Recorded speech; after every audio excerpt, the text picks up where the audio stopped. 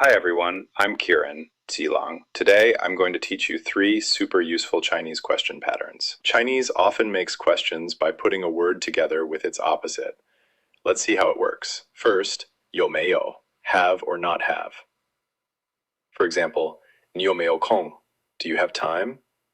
你有没有空? Next, 要不要, want or not want.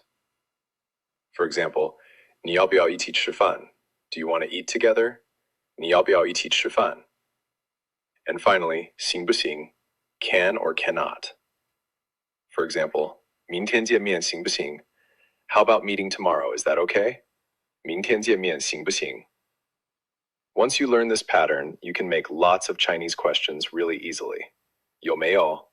要不要? 行不行? So, 你有没有喜欢季郎的影片? Do you like Kieran's videos? If you do, let me know in the comments. See you next time.